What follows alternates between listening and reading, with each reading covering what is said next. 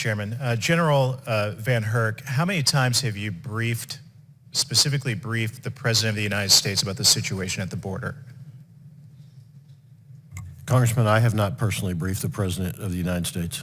Has the President of the United States requested a briefing from you about the situation at the border? Not that I'm aware of. Are you surprised by that? No, not necessarily.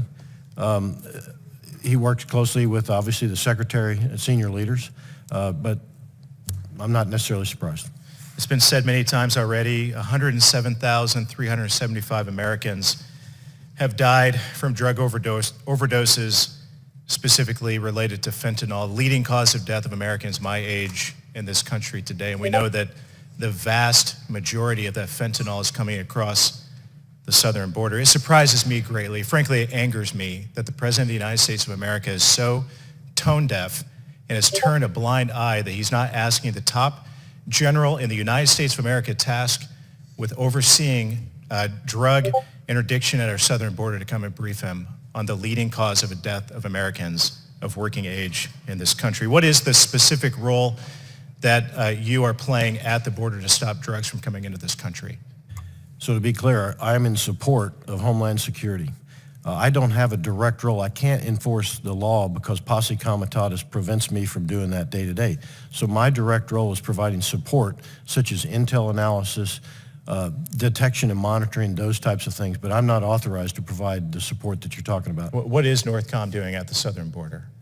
We are doing two things. Number one, we provide support through the request for assistance from Homeland Security, detection and monitoring, which we have about 106 locations where we provide support. We provide aerial support, about 12,000 hours for detection and monitoring, and we provide intel analysis. JTF North, my Joint Task Force North, provides direct support to enable law enforcement agencies to conduct their mission, to include intel assessments in Mexico, pointing out where the Mexicans can utilize intel assessment to collect precursors, interdict precursors, and also provide support to enable our folks here in the Homeland law enforcement agencies to get after the problems now north to south flows, such as interdicting money and also interdicting weapons. But I can't do that directly because that's a law enforcement action.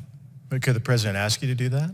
The President could ask under special authorities for the military to do more, yes. Yeah, I mean, this is pure insanity and a testament to the lack of leadership of this president that he's not asking you to do whatever you can to stop fentanyl from flooding into this country. In fact, let me point out that in 2020, President Trump visited Southcom for a briefing. Specifically, he went to Southcom for a briefing to talk about the campaign against drug trafficking. That's the type of leadership that he provided in this country, the opposite of what we're seeing coming from President Biden.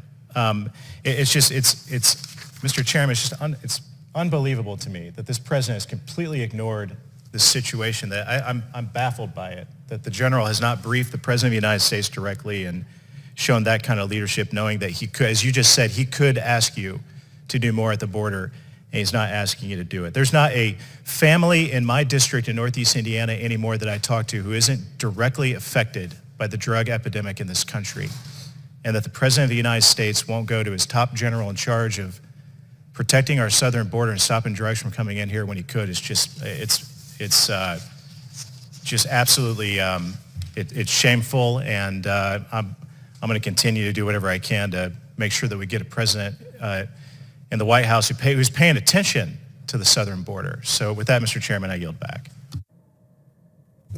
The gentleman from Florida, in fact,